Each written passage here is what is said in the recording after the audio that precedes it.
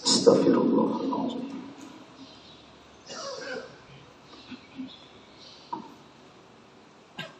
Bismillahirrahmanirrahim. Assalamualaikum warahmatullahi wabarakatuh. Waalaikumsalam warahmatullahi wabarakatuh.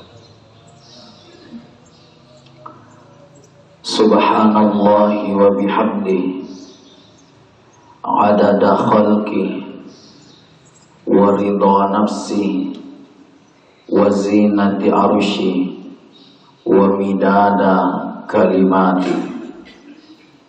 Wassalatu wassalamu ala rasulillahi sallallahu alaihi wasallam.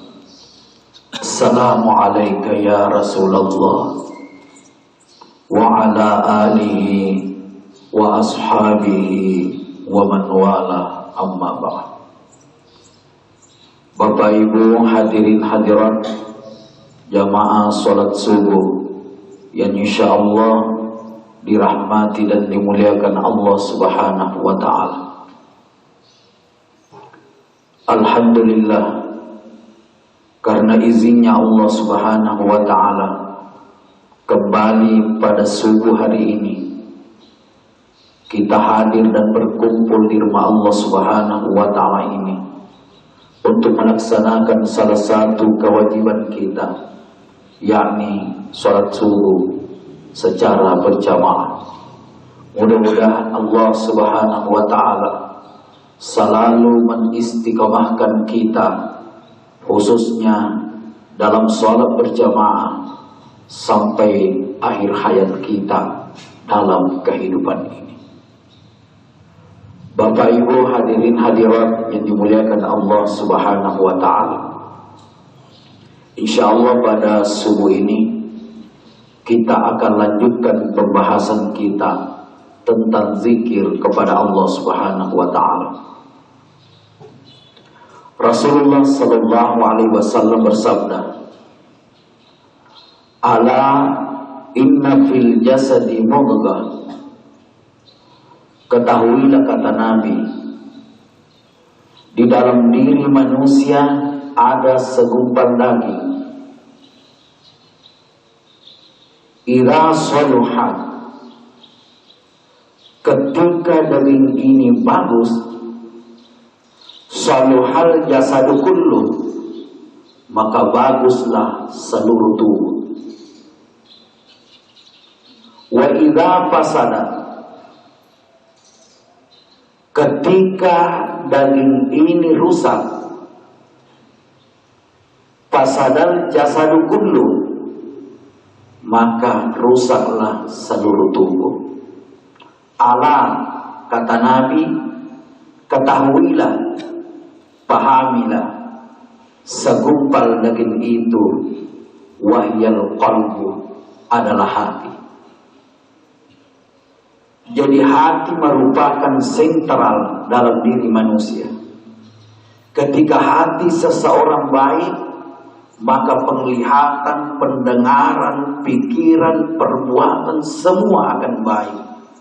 Tetapi ketika hati yang rusak, maka penglihatan, pendengaran, ucapan, pikiran, perbuatan semua jadi rusak. Kenapa? Karena hati adalah sentral dalam diri manusia. Oleh karena itu saya teringat ungkapan Gurutta. Gurutta mengatakan bahwa karena hati adalah merupakan sentral dalam diri manusia, makanya Bapak Ibu, kalau ada orang sakit ditindis hatinya, itu tanda-tanda kematian. Sekali lagi, kalau ada orang sakit selalu menindis hatinya, berarti ketika dia menindis hatinya, berarti posisi baliknya itu miring ke kanan atau ke kiri? Ke kiri. Kenapa ke kiri? hati itu letaknya 2 jari di bawah susu kiri, 2 jari masuk ke dalam, itulah hati. Ketika ada orang sakit selalu miring ke kiri, berarti ada tinggi hatinya. Itu adalah tanda-tanda kematian. Panggil mi keluarganya, panggil mi anak-anaknya. Kenapa? Tidak lama lagi dia akan berpulang ke rahmatullah. Kenapa? Hati adalah sentral dalam diri manusia. Dan hati ini Bapak Ibu, inilah yang dipandang Allah ketika Allah memandang hambanya. Dalam salah satu hadis Rasulullah sallallahu alaihi wasallam bersabda, "Inna Allaha la yanzuru ila suwarikum." Sesungguhnya Allah tidak memandang wajahmu. Artinya apa? Wajah tidak menjadi penentu keselamatan seseorang di hadapan Allah. Makanya saya ingin sampaikan kepada saudara-saudariku yang memiliki wajah ganteng, gagah, cantik, jangan pernah bangga dengan ketampananmu. Jangan pernah bangga dengan kecantikanmu. Kenapa? Karena bukan ketampanan atau kecantikan menjadi asbab masuknya orang ke dalam surga. Bukan. Begitupun juga jika ada saudara-saudari saya yang memiliki wajah yang jelek, wajah yang buruk, jangan pernah bersedih dengan mukamu yang jelek, wajahmu yang buruk. Kenapa? Karena wajah bukan menjadi penentu keselamatan seseorang di hadapan Allah Subhanahu wa taala. Makanya di sinilah letak hadirnya Allah. Kenapa? Karena ada orang gagah, ada orang ganteng, dan ada orang cantik. Ketika Allah hanya memilih yang ganteng untuk dimasukkan ke dalam surga, alangkah tidak adilnya Allah Subhanahu wa taala. Makanya Allah tak memandang wajahmu. Wala ila ajsadikum, kata Nabi, Allah tidak memandang tubuhmu. Wala ila ahsabikum, Allah tidak memandang keturunanmu. Wala ila amwalikum, Allah tidak memandang hartamu. Tetapi Bapak Ibu, apa yang Allah pandang kepada hambanya? Kata Nabi, walakin yanzuru ila qulubikum wa a'malikum. Yang Allah pandang adalah hati dan amal. Jadi yang menjadi penentu hati, yang menjadi penentu keselamatan orang adalah amal. Wajah, tubuh yang bagus, keturunan yang baik, harta yang banyak tidak jadi penentu di hadapan Allah. Yang menjadi penentu adalah hati dan amal perbuatan. Jadi barang siapa yang memiliki hati yang suci, hati yang bersih, amal yang bagus, amal yang baik, maka itulah orang yang selamat di sisi Allah Subhanahu wa taala. Meskipun dia punya wajah yang jelek, tubuh yang tidak bagus, keturunan yang rendah, dia juga termasuk orang miskin, tetapi dia memiliki kebersihan hati, itulah orang yang selamat di sisi Allah Subhanahu wa taala. Maka tugas kita dalam kehidupan ini, bersihkan hatimu, sucikan amal perbuatanmu, engkau akan selamat di hadapan Allah Subhanahu wa taala. Saya teringat Bapak Ibu, Bapak Profesor Dr. Andi Mustarifida. Beliau ini adalah pemilik rumah adat yang ada di Batu-Batu, Kabupaten Sopeng. Mungkin Bapak Ibu pernah singgah atau pernah lewat di depannya. Makritawe polsiratuwe. Betulna tiangnya ada 100. Mungkin rata-rata pernah kita lihat rumah ini. Pemiliknya itu Bapak Ibu namanya Profesor Dr. Andi Mustaribida. Tapi beliau saat ini telah berpulang ke rahmatullah. Mudah-mudahan Allah merahmati beliau. Ketika beliau ada di Batu-Batu di rumahnya, saya sering ditelepon, saya sering dipanggil sama beliau. Pertemuan terakhir saya, dia bilang sama saya, sebenarnya saya itu nak penuntut ilmu, tapi bukan ilmu sembarangan saya tuntut. Agak pelik tas apa pun, saya mencari ilmu kebenaran. Saya sudah keliling kemana-mana, bahkan saya sudah keliling dunia, hanya mencari ilmu kebenaran. Menurut beliau, dalam satu negara pasti ada orang hebat. Dalam setiap negara, di Jerman ada orang hebatnya, Belanda, Inggris, Arab Saudi, Mesir, Bangladesh, Pakistan, India, Mesir, seluruh negara ada semua orang hebat, satu orang. Dan seluruh orang hebat ini saya datangi semua. Untuk apa? Untuk mencari kebenaran. Kata guru tak, saat ini nak saya berhenti. Saya tidak lagi berguru. Bilang Kak, kenapa Fon? Kita berhenti berguru. Buat apa nak saya berguru? Seluruh orang hebat di dunia, yang hampir ratusan orang hebat, semua perkataannya sama. Orang hebatnya India, Pakistan, Inggris, Belanda, Jerman, Arab Saudi, seluruh negara sama semua. Ketika kita mencari kebenaran yang hakiki, sama semua. Jadi sekarang, buat apa saya bertanya? Saya sudah tahu kunci kehidupan dunia akhir. Kemudian Bapak Ibu, saya pegang tangan guru tak, saya bilang, tapi Fuan, kalau boleh Fuan, tapi sedekah iro, intinya Fuan, bisa kasih. Saya ingin berguru seperti kita Fuan. Pertama, keterbatasan ekonomi. Yang jelas bagi itu Bapak Ibu memerlukan biaya tidak sedikit, puluhan miliar itu. Saya tidak bisa Fuan.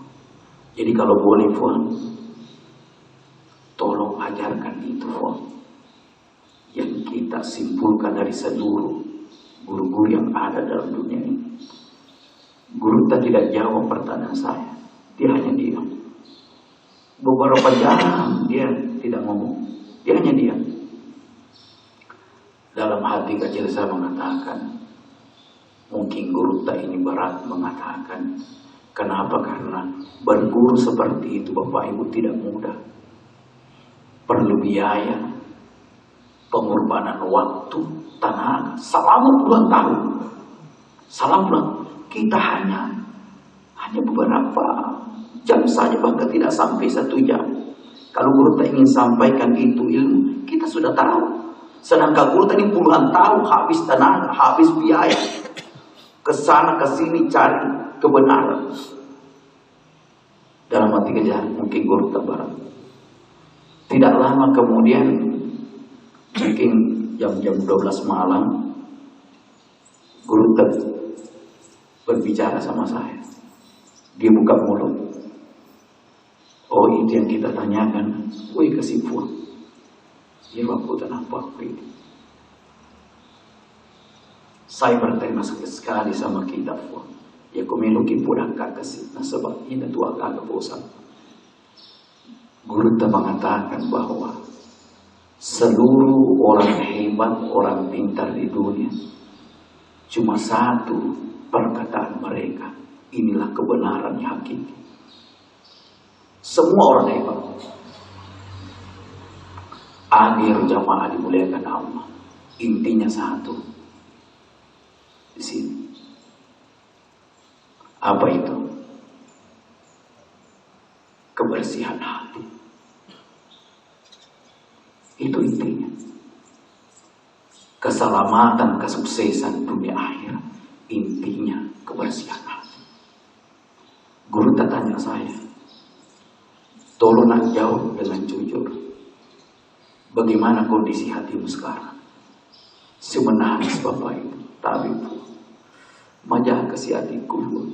Cuma orang melihat saya pun alim, saya pakai jubah, pakai sorban buang, terkadang pakai tasbih. Orang menganggap saya buang ustaz, orang panggil saya menangis saya ketika ditanya seperti bagaimana kondisi hatimu? Hatiku, masya Allah, hancur saya punya hati, rusak saya punya, kotor saya punya hati. Guru mengatakan, mau maaf, kamu jauh dari surganya Allah, kamu jauh dari rahmatnya Allah. Bersihkan hatimu. Setiap orang pasti tahu diri.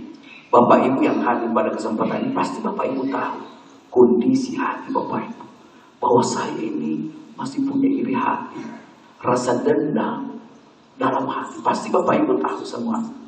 Bersihkan hati, sucikan hati. Pasti Bapak Ibu tahu kondisi hati Bapak Ibu sekarang.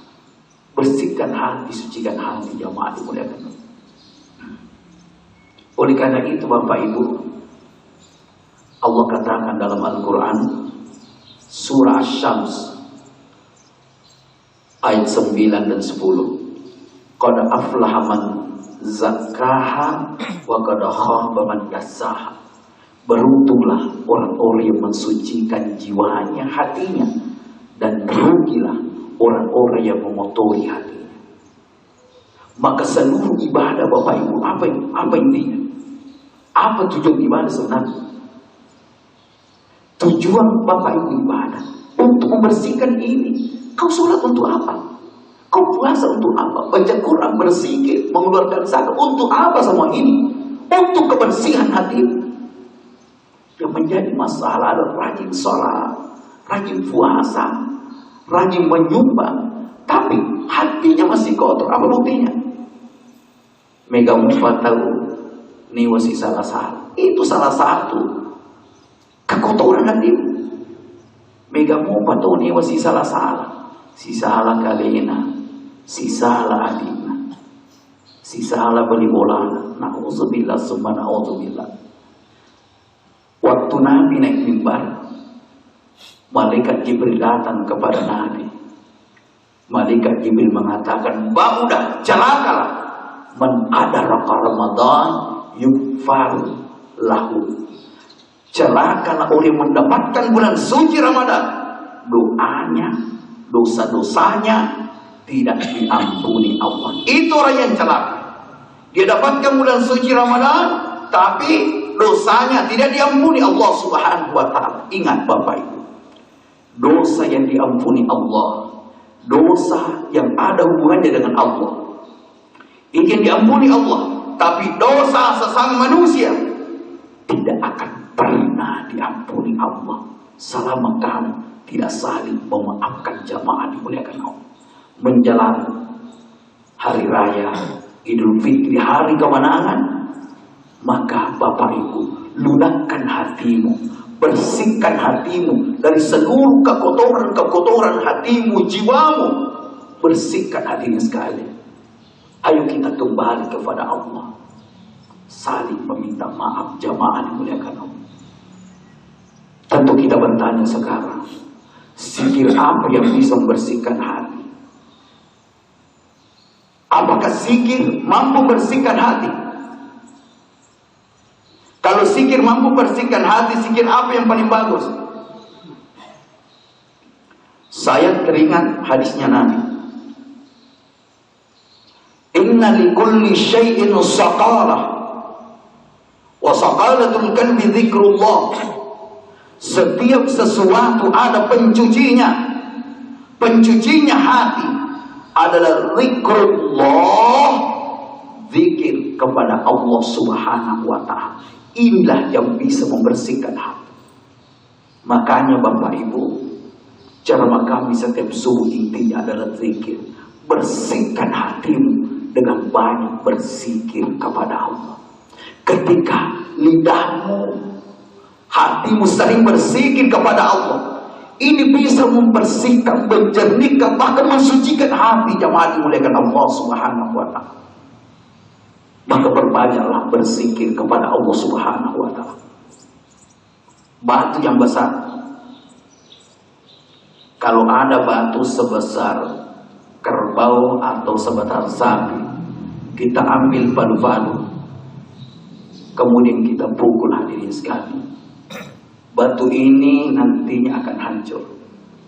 Pertanyaan, apakah batu ini hancur karena kerasnya pukulan kita, atau batu ini hancur karena seringnya dipukul? Kira-kira yang mana Mas? Yang mana di sini Bapak Ibu? Betul, betul sekali Pak. Batu itu hancur karena seringnya dipukul. Terus jangan pernah bosan pukul. Akhirnya batu itu akan hancur. Begitu dan kerasnya hatimu, kotornya hatimu, jangan pernah bosan dengan berzikir kepada Allah. Kenapa? Pukul terus. Hatimu sangat keras. Kau tidak mau memaafkan orang.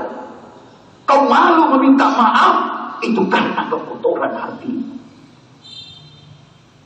Hancurkan kekotoran hatimu dengan banyak berzikir kepada Allah Subhanahu wa ta'ala.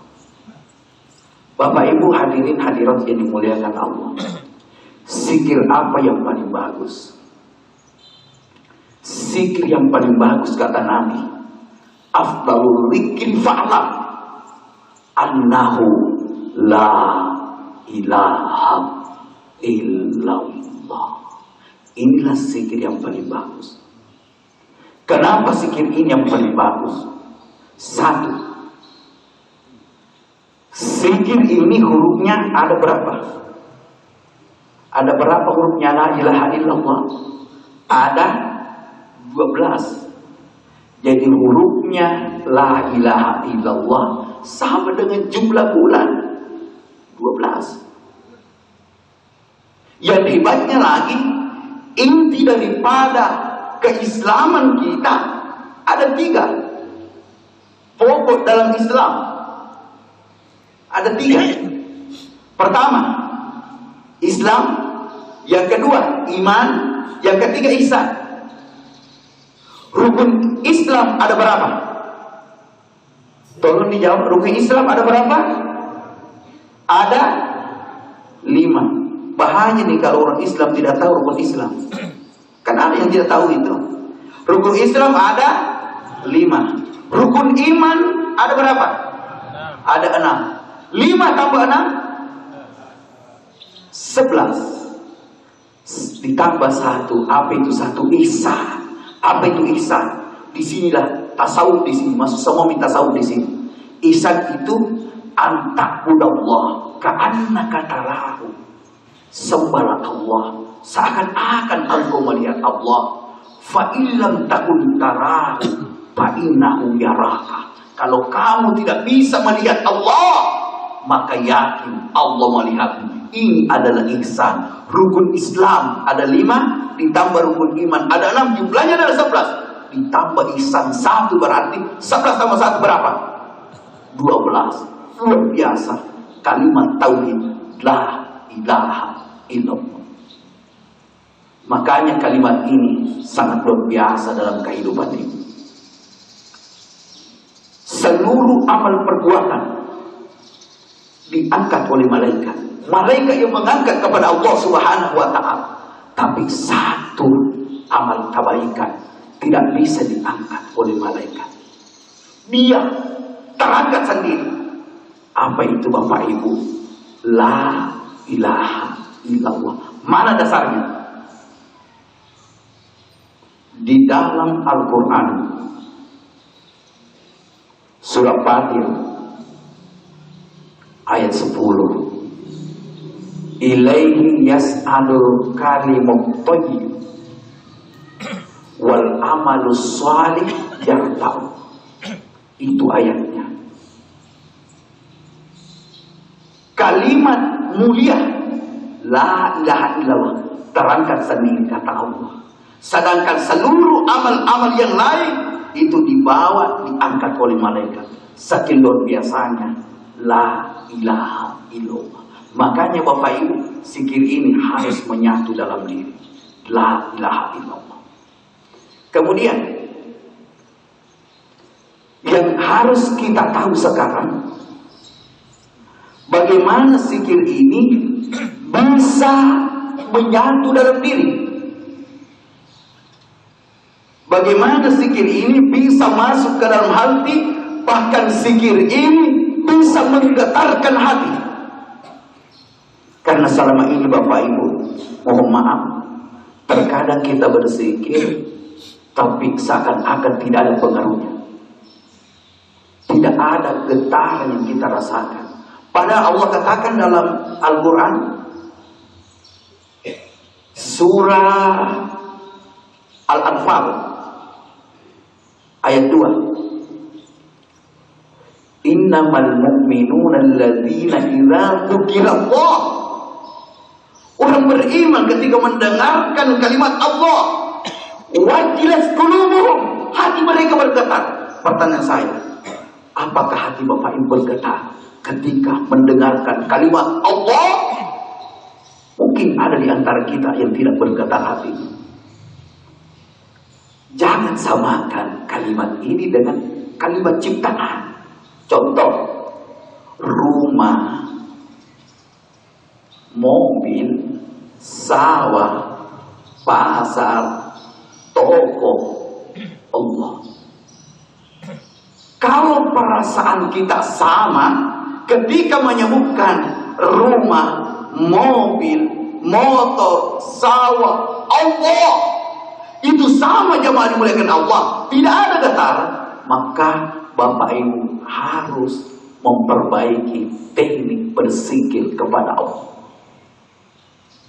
Karena ada tekniknya. Inilah tekniknya yang ditanyakan Sayyidina Ali. Begini tekniknya Bapak Ibu, dan saya mohon nanti kita lakukan teknik ini. Kita sekalian praktik jamaah dimuliakan Allah, teknik zikir ini. Insya Allah dapat membuat Bapak Ibu menangis, merinding, menggetarkan hati zikir ini. Saya bacakan dulu hadisnya supaya kita tambah kuat dengan zikir ini. Suatu ketika Sayyidina Ali bersama Rasulullah. Sayyidina Ali mengatakan kepada Nabi, "Ya Rasulullah, ayyut tariqah, manakah jalan? Atau tunjukkan kami jalan aqrabu ilallah, yang dapat semakin mendekatkan kami kepada Allah." Tapi Sayyidina Ali meminta kepada Nabi, tunjukkan jalan, manakah jalan yang bisa mendekatkan kami kepada Allah. Bukan sampai di situ saja permintaan Sayyidina Ali. Sayyidina Ali lanjutkan, wa ashaluha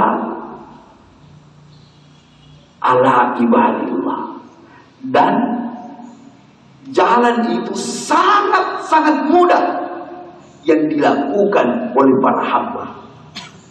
Bukan sampai di situ permintaannya, Ali lanjutkan, wa afdaluha indallah, dan jalan itu yang paling mulia di sisi Allah Subhanahu wa ta'ala. Permintaan Sayyidina Ali luar biasa. Manakah jalan yang bisa mendekatkan kami kepada Allah? Mudah untuk dilakukan, mudah untuk dikerjakan, dan sangat afdal di sisi Allah Subhanahu wa ta'ala. Apa kata Nabi?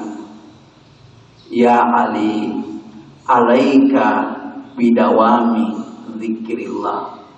Dawamkan zikir dalam dirimu, rutinkan zikir. Sayyidina Ali bertanya, ya Rasulullah, kaifa azkur? Bagaimana cara kami berzikir kepada Allah? Luar biasa ini Sayyidina Ali. Dia bertanya, bagaimana cara kami berzikir kepada Allah? Maka Nabi mengatakan, "Atapeko." Matape Sayyidina Ali. Tulang Nabi ta, tulang Sayyidina Ali. Mapake posisi.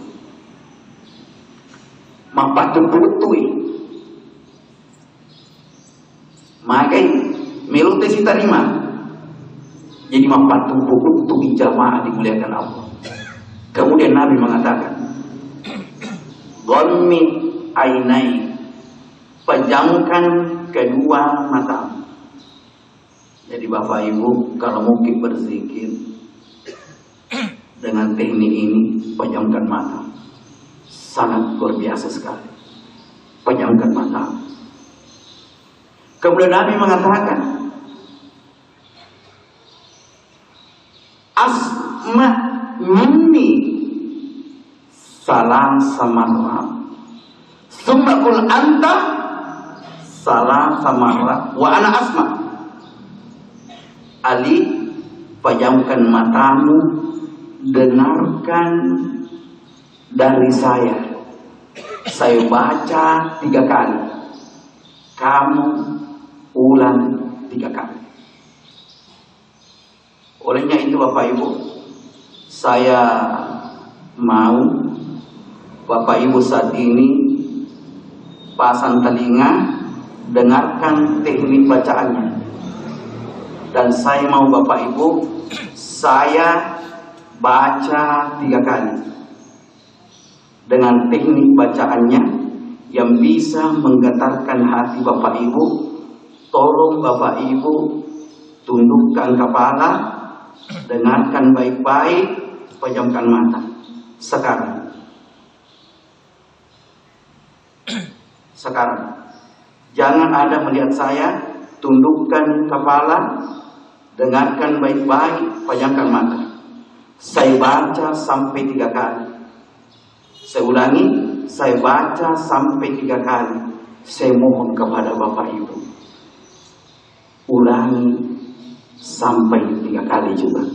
Saya baca sampai 3 kali, nanti sampai 3 kali Bapak Ibu, baru Bapak Ibu ulangi juga 3 kali. Sekarang tundukkan kepala, pejamkan mata, dengarkan baik-baik alunannya, perhatikan alunannya. Bismillahirrahmanirrahim.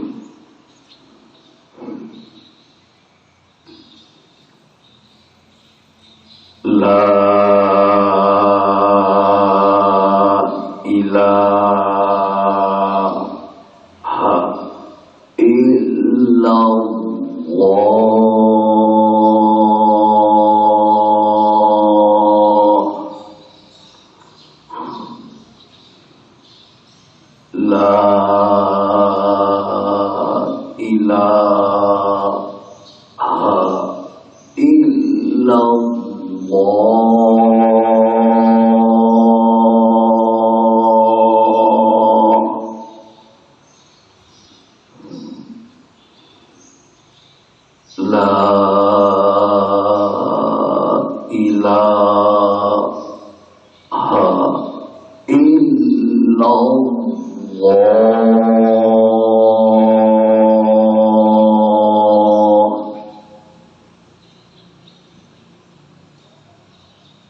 Silakan Bapak Ibu,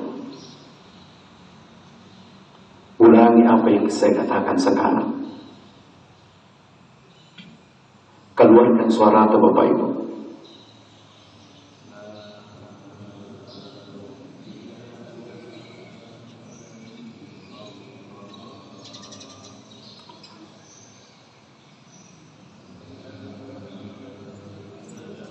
Rasa hati Bapak Ibu, tiada Tuhan yang pernah disembah kecuali Allah.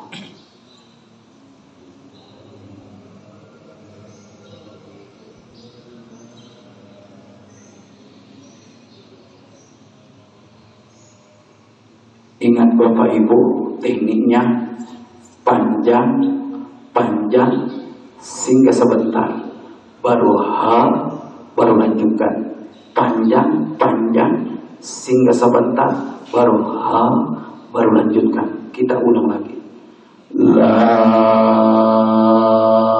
ilaha illallah. Ulang.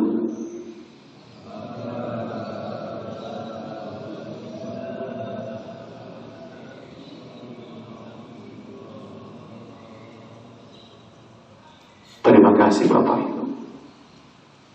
Inilah teknik zikir yang bisa menggetarkan hati Bapak Ibu. Tapi ini kita lakukan Bapak Ibu 1 kali, 3 kali, 7 kali, yang penting ganjil. Kalau ini Bapak Ibu mau lakukan, tidak bisa banyak-banyak zikir, tidak bisa. Makanya Bapak Ibu, dalam sehari semalam kita lakukan seperti ini meskipun 3 kali. Yang lainnya silakan. La ilaha illallah, la ilaha illallah, la ilaha illallah, la ilaha. Yang penting dalam sehari semalam ada itu, teknik ini. Ritualnya seperti ini. Ritualnya Bapak Ibu, kalau mau dilakukan, bangun tengah malam. Kenapa saya pilih waktu tengah malam? Ada hadis yang mengatakan, yanzilu rabbuna tabaraka wa ta'ala ilas fi kulli laila ila samai dunia. Perintah Allah turun ke dunia pada sepertiga malam. Allah mengatakan, mayyad'uni fastajibalah. Siapa yang berdoa kepada aku waktu ini, waktu tengah malam ini, fastajibalah, maka saya akan kabulkan doanya. Wa may yas'aluni, dan barang siapa yang minta kepadaku pada saat ini, fa'utiyah, maka saya akan dikasih apa yang dia minta. Wa may yastaghfiruni, dan barang siapa yang beristighfar kepada aku, memohon ampun kepada aku pada saat ini, fastaghfaralah, maka saya akan mengampuni dosanya. Maka saya pilih waktu tengah malam. Lakukan ini. Tengah malam bangun mandi. Mandi apa? Mandi taubat. Nawaitu usalli taubat sunnatalillahi ta'ala. Setelah kita mandi taubat, kita berwudu. Setelah berwudu kita sholat. Sholat apa? Sholat taubat. Setelah sholat taubat kita baca istighfar. Astaghfirullahaladzim. Setelah baca istighfar, bersalawat kepada Nabi. Sudah diajarkan tentang salawat. Salawat kepada. Sesudah itu lakukan zikir ini. Lakukan teknik ini Bapak Ibu. Setelah, apakah tentukan jumlahnya 1 atau 3 atau 7. Tentukan jumlahnya. Setelah selesai dengan jumlah yang Bapak Ibu tentukan, contoh 3 kali. Setelah sampai 3 kali Bapak Ibu, ada lanjutannya. Apa lanjutannya? Lanjutannya, Muhammadur Rasulullah sallallahu alaihi wasallam. Muhammad Allah salawat. Jangan dipisahkan hari ini. Disinilah letak penggabungan ceramah tadi malam dengan subuh pada hari ini, hadirin sekalian. Selamat mengamalkan. Semoga hati Bapak Ibu dibersihkan Allah dengan zikir, dan semoga salawat dan zikir yang kita rutinkan dalam kehidupan ini membuat hidup kita berubah. Kita menjadi orang yang baik. Kita jadi ahli ibadah. Kita menjadi ahli salawat. Kita menjadi ahli zikir kepada Allah Subhanahu wa ta'ala. Perbanyak salawat dan zikir kepada Allah Subhanahu wa ta'ala. Dan ada zikir yang mengalahkan zikir berjam-jam. 2 jam, 3 jam, 4 jam Anda dulu berzikir, hanya dibaca 3 kali, maka zikir ini mengalahkan zikir Anda yang berjam-jam. Zikirnya apa? Yang selalu saya baca di setiap pembukaan ceramah. Subhanallahi wa bihamdi, adada khalqi wa ridha nafsi wa zinati arsy wa midada kalimati. Ulang sampai 3 kali. Kekuatannya ini mengalahkan zikirmu yang dulu berjam-jam. Jamaah dimuliakan Allah.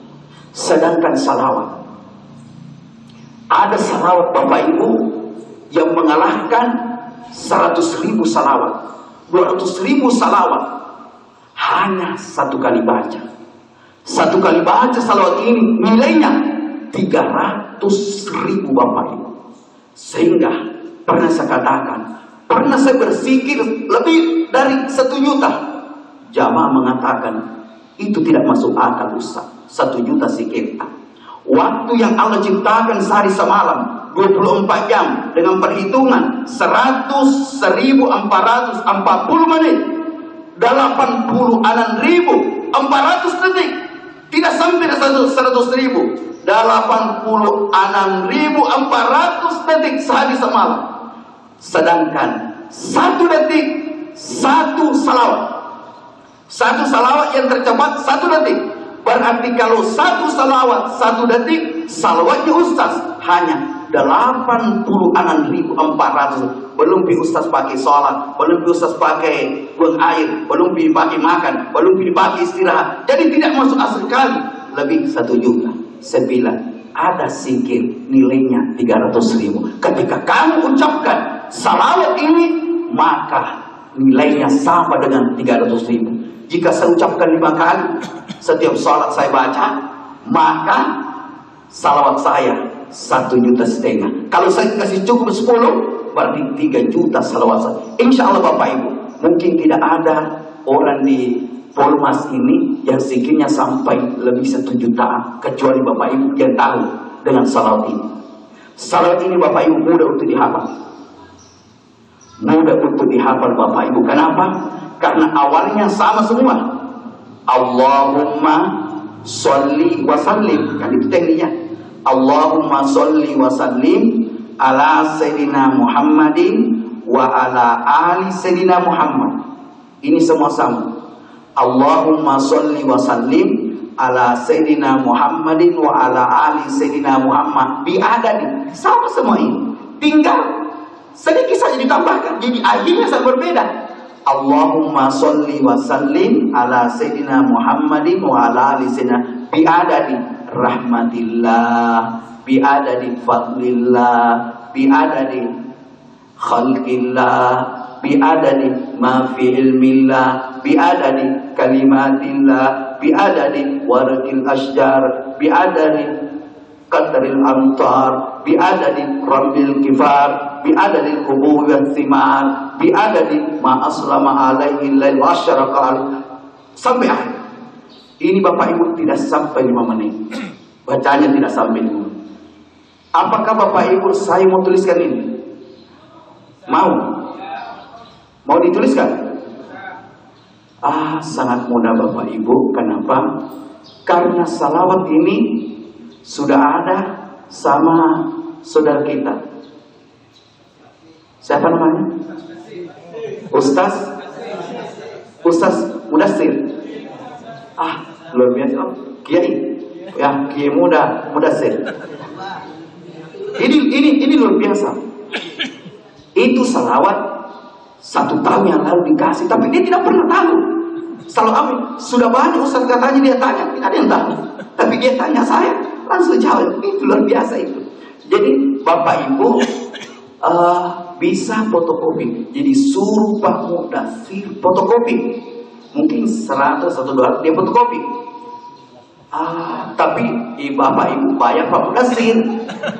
Atau Pak Mudassir mau beramal, maka fotokopikan, dihafal jemaah. Kalau perlu hitung. Nanti kalau selesai ceramah, saya mohon hitung berapa jemaah yang hadir pada saat ini, fotokopikan, saya bayar ke fotokopinya. Ya paling banyak kan 200 atau 100. Itu nanti saya bayar. Saya senang kalau Bapak Ibu mau bersalawat kepada Nabi. Nanti saya bayar Bapak. Tak usah kita pikirkan, ada lagi itu ongkosnya. Tidak ada ongkosnya, nanti saya bayar. Jadi nanti setelah ceramah, fotokopi, berapa ongkosnya, saya kasih uang. Insya Allah. Terakhir Bapak Ibu, karena waktu ini kami cukupkan sampai di sini. Mohon kiranya kita sholat istirahat sama-sama ya. Karena waktu istirahat sebentar lagi Bapak Ibu. Dan saya mohon kepada kita semua, jika ada kata-kata saya yang salah, yang menyinggung perasaan Bapak Ibu, saya mohon untuk dimaafkan. Saya mohon Bapak Ibu saya dimaafkan ini. Dan saya juga mengucapkan terima kasih atas kebaikan Bapak Ibu sama saya, pemberian makanan, pakaian, apa segalanya sama saya, difasilitasi. Itulah biasa sekali. Saya tak mampu membalasnya Bapak Ibu. Hanya saya berdoa kepada Allah, mudah-mudahan kita semua dijadikan Allah sebagai hamba-hambanya di surganya insya Allah. Terakhir, sebelum kita berdoa, saya mohon nanti terakhir kita jabat tangan semua. Itu permintaan saya kepada perempuan sama perempuan, laki-laki sama laki-laki. Jangan campur. Jadi setelah ceramah kita perbaiki saf, kita berdiri semua, kita perbaiki saf, atur saf, baru kita jabat tangan seperti di Kalimantan. Kita jabat tangan semua. Jadi segala kegundahan hati, segala keresahan hati, rasa dendam, semuanya akan hancur dengan berjabat tangan. Lunakkan hatimu, bersihkan hatimu. Mari kita satukan pemikiran arah ke masa yang akan datang ini. Kita berdoa kepada Allah Subhanahu wa Ta'ala. Amin. Bismillahirrahmanirrahim. Alhamdulillahirabbil alamin. Wassalatu wassalamu ala Rasulillah wa ala alihi wa ashabihi ajma'in. Allahumma ya Allah, pada subuh ini ya Allah, kami kembali berkumpul di rumah-Mu ya Allah. Rahmati kami ya Allah, kasihanilah kami ya Allah. Jadikan kami sebagai hamba-hamba yang Engkau senangi ya Allah, hamba-hamba yang Engkau cintai ya Allah. Jadikan kami sebagai hamba yang ahli salawat ya Allah. Jadikan kami hamba-Mu yang ahli berzikir kepada-Mu ya Allah. Kami tahu ya Allah, salawat kepada Nabi-Mu dan zikir kepada-Mu memiliki keluarbiasaan dalam kehidupan kami. Kami cocok dengan salawat ya Allah. Kami cocok dengan zikir ya Allah. Satukan diri kami dengan zikir dan salawat kepada-Mu ya Allah.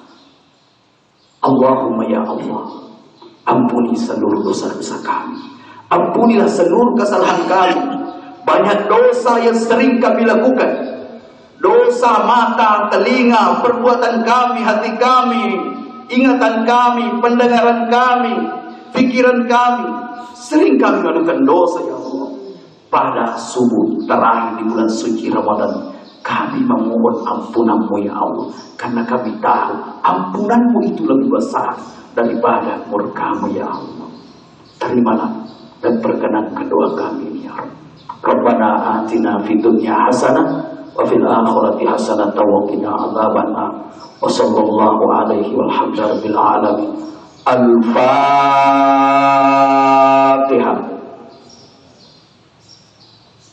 Ya. Amin ya rabbal alamin. Tapi Bapak Ibu silakan atur saf, kita berdiri Bapak Ibu. Terakhir kita